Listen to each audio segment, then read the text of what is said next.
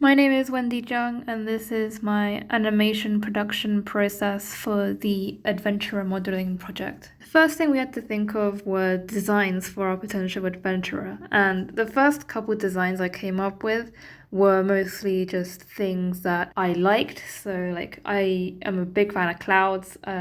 This one I like video games, and then I kind of started thinking a little bit more outside the box and what got me my final design was me thinking what makes me unique out of everyone else within the animation course that I know.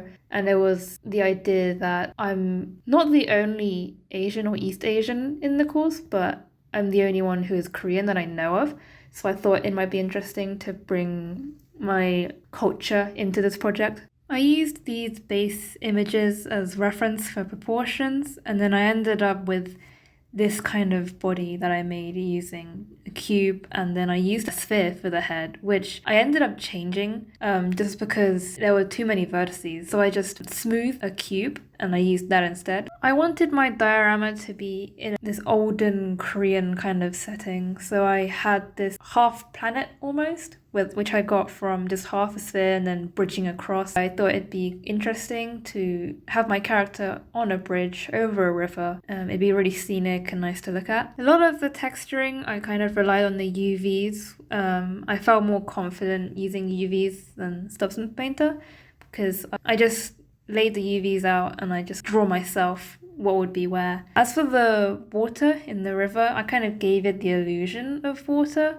by making it slightly metallic, tinging it blue and giving it a touch of transparency.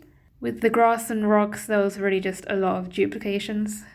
This is the tree that I made. I made it using a cylinder and then I just drew a curve and kind of positioned it in a way that I wanted to, and then I just extended it and had it taper at the end. And I did this multiple times to kind of create the different branches. And then for the leaves, I just created one leaf. I colored it using the UVs, and then I just duplicated that over and over again until it looked more like a tree. This was kind of the same process I did with the flowers. I did want it to look like it was kind of raining petals, so I had petals just scattered, all going in one kind of cohesive direction. I tried to use Substance Painter for this one, just because I thought the shape of the tree specifically would be a little too complex to do through the UVs, but I had a bit of trouble, so I ended up resorting to the UVs anyway.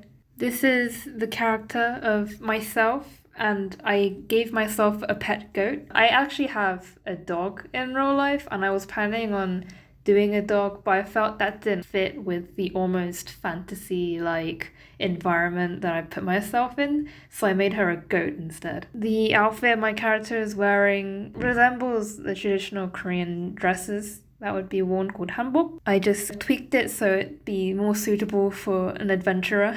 The staff and the lantern that my character is holding is also more East Asian, more Korean in design, with the lines that are going across the lantern. Just increasing the emission of the lantern wasn't really enough to make it look like it was glowing, so I ended up duplicating the lantern, and I then went to Arnold, lights, and then I turned it into like a mesh light and just increased the intensity. My character's face was a little trickier to do just because I also UV'd it. I didn't use like separate polygons to add to facial features or anything like that. I kind of just drew it on, and that's kind of what made it difficult because of the curves of the face kind of distorted it at angles, so I had to kind of think about what goes where. The hairstyle was quite simple to do. I kind of just made one like blockish strand of hair, and used that and just duplicated it, kind of shaped it differently each time, until it covered all of my head. I then kind of UV'd it with an ombre. I have grown my hair out now, so it doesn't look like that exactly, but I promise it did. Overall, I am super, super happy with how it came out. I've had a lot of fun making this. This is a full 360 of my diorama. It was a bit of a pain to make. It took about 6 hours of rendering. It was worth it though.